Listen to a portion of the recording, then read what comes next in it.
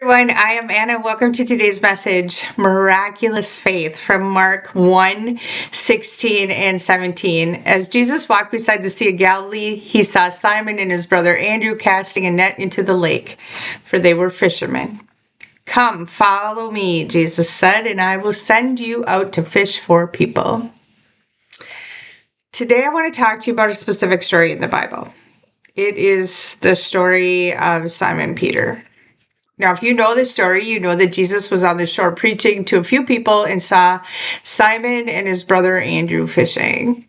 And I've told this story before, but I'll quickly just recall it for you. They'd been fishing near the Sea of Galilee and they were having no luck. It was frustrating for them, and when they came in frustrated, Jesus instructed them to let down their nets, and Simon obeyed, which resulted in a miraculous full net of fish. Upon this occurring, Simon fell at the feet of Jesus, being grateful, understanding what was happening suddenly, and quickly repenting and being called by Jesus along with his brother. With those very simple but profound words, "Follow me. Come and be a fisher of men." This is the recorded story of their call to their divine journey by Jesus himself. Now, it would be easy to understand why they dropped to their nets and immediately followed. You see, Simon had been introduced to Jesus by his brother Andrew, who had already encountered him, listening to the testimony of John the Baptizer. And as soon as Jesus met him, he called him in. Now, knowing that he was a fisherman, which was how he made his living, he still chose to follow Jesus, which took a very extreme leap of faith. It took incredible faith, in fact. But you would soon see that this is not the story that you think it is. And in the Bible, you find out that Simon became the leader of the disciples and later was a leader in the beginning of Christianity. And later in the history of Christianity, he gained or was known with the name the first Pope in the Roman Catholic religion. Now, there's another story about him that we are all familiar with. The story occurred right after Jesus fed the 5,000 people with 5 loaves of bread and 2 fish, with an additional 12 baskets of leftovers. Jesus had sent the disciples ahead of him on the boat while he left the crowd and went to pray. And as they were on the water headed home, it became windy and the waves were very hard. And it was then that they saw Jesus walking on the water, which at first scared them. But Jesus called out, and Simon said, "If it is really you, tell me to come to you on the water." And as Simon stepped out into the deep water, he walked on water toward Jesus.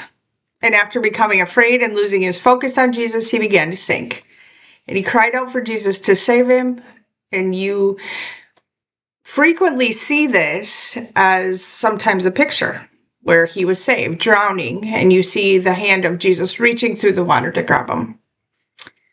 And as they got back in the boat, the wind died down, and those in the boat began to immediately worship, realizing that he really was truly the Son of God. Now, this is really when Simon became who we know in today's Bible. Oh, we know him from being called, and we know about how courageous he was, how bold he was. We learn about his leadership skills and the miracles he performed and how he became so important in the foundation of the original Christian church. But I am going to tell you, like I have so many times again, what you read is not always the story that you think it is. You see, here's the real story. It is immediate obedience that transformed him. You see, everyone focuses on the fact that Simon Peter was failing at fishing and was given a miracle by Jesus, and that he was sinking and then he was saved by Jesus. Everyone thinks that the message is to be faithful and to not lose your faith, but if you do, you will be restored as long as you are faithful, which technically is true. But that is not the story. And as with all things in the Bible, that is just the surface of what occurred. You see, when Simon walked on water, he was the only one that was not afraid to get out of the boat. The others, they thought they had seen a ghost, and they stayed in the boat. You see, this was never about Peter catching fish after failing for days to catch them, or walking on water and sinking only to have the hand of God save him. It's always been about trust. You see, Simon Peter, he knew in faith and discernment that Jesus would save him. So he followed, and he stepped out of the boat in faith. It is Simon that also, however, later denied Jesus 3 times in a moment of weakness, showing his vulnerability and fear, wondering if he and the others would be arrested and crucified in confusion about what was happening when Jesus was arrested. But instead of running from the truth, he chose to understand the terrible mistake that he made, and he wept, realizing what he had done and the mistake made. Now, this is the story, the real story behind it. Because he was strong enough to trust at this level, he was the one who became the leader. His journey of faith began like everyone else, being called, "Follow me," Jesus said, each receiving the exact same call. But because Simon Peter was devoted and dedicated, and because he had surrendered without hesitation, he was transformed into the leader. Someone who would lead the world's Christians until his death. He became the proof of spiritual transformation for millions. He became the testament of the transformative power of faith. He became proof of God choosing ordinary people to become the ones who choose to follow their calling in faith. He served in boldness, humility, steadfast faith, passion, and growth. He became the inspiration that people like me look up to, because he is an ordinary fisherman. He wasn't trained. He had no specific education, but he was qualified at the calling of God, because God qualifies the called, separate from anything else that you do except in the original answer of the call. He was literally Jesus's best friend. Not because he was perfect, but because he had a heart for saving others like Jesus did. Because all he wanted was to lead others to the same transformation that he experienced. Because in faith, he knew what the result of a life lived in faith would yield him. He understood eternal life, not because he was super smart or capable, but because his heart was in the right place. Because he believed in the ministry. It was Simon Peter who first believed in him and saw the transfigured Jesus. It was Simon Peter who came to defend Jesus in the Garden of Gethsemane. It was Simon Peter who Mary ran to when she realized the tomb was empty. And it was Simon Peter who reached the tomb first to confirm the risen Christ.